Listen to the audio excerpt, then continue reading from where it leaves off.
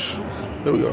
Coach Hineline, congratulations. The second championship in Morgan State softball history, and beating Coppin in 2 games. Yes. Coach, great. I talked about the strategy. You attacked Vanessa Carasosa early in the count. That had to be one of the strategies. I told the girls she likes to get the first pitch over, go up there aggressively. She gets ahead of you. She's got great control. She works the corners real well. So go up there when she's trying to get ahead, and that's what we did. We came out smoking that first inning. And y'all added on top of them a run to keep the pressure on Coppin. Right. Yeah, no, we were, it was tight there for a while, even both games, and then we were able to break out a couple of different, the first game and the second game, just to give enough distance between us, so it made it more difficult for them. Again, Victoria Fletcher has been a pain in Coppin's side. Again, crushed another shot. Yes, she did. She's a hitter. To her credit, she hits everybody. Right. She's so it's no shame in having her get a hit, off you. And your reliever, total 21 innings, 21.2 innings, no runs, right. 16 strikeouts, 1 walk, the whole tournament. Right, crazy.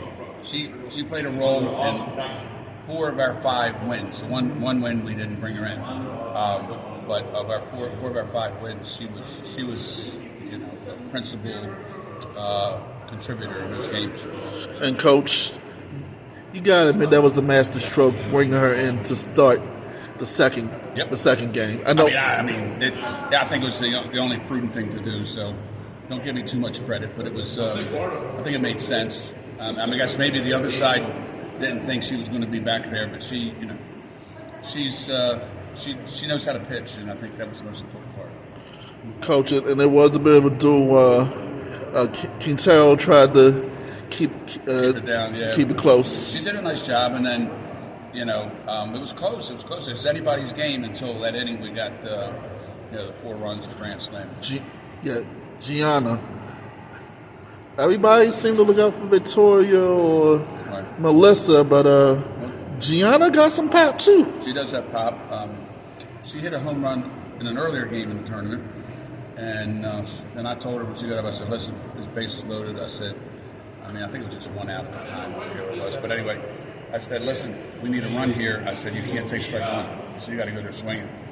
She said, all right. And she went there swinging, and she got a pitch where she could hit, and it was gone. It was no doubt about it. It wasn't like it just barely got over. It got way over. And that was first pitch again, going to the strategy. Right, exactly. You knew about the rivalry with Coppin. It's never happened in softball. It only happened once in basketball for a chance to go to the NCAA tournament. Coach, does it matter if it's just them or anybody? You know what? Yeah, it's to me it is a rivalry, but it would have been, for me, Howard is a big rivalry too. Howard championship game would have been, we played them a couple of years ago, and so not to minimize Coppin and Morgan, but I think the MEAC, a lot of people come gunning for Morgan State these days, and so everybody we play, it's their rivalry and our rivalry, so which is good. Everybody wants to beat us, and of course we want to beat everybody too, but they, it's a lot of rivalries now. Coach, you about to go in and find out who the opponent is. Yeah. Number one, I know you got drawing the experience being in Oklahoma a couple years ago. What do you think you learned from that experience that you're going to apply to this upcoming experience next week? Well, just the the first time in, you're in awe of everything, and which you should be. But now it's like, okay, we know what to expect, how it rolls, how it goes. The spotlight that's on you, all those things, and we've got several girls that have been there before, like Melissa Paz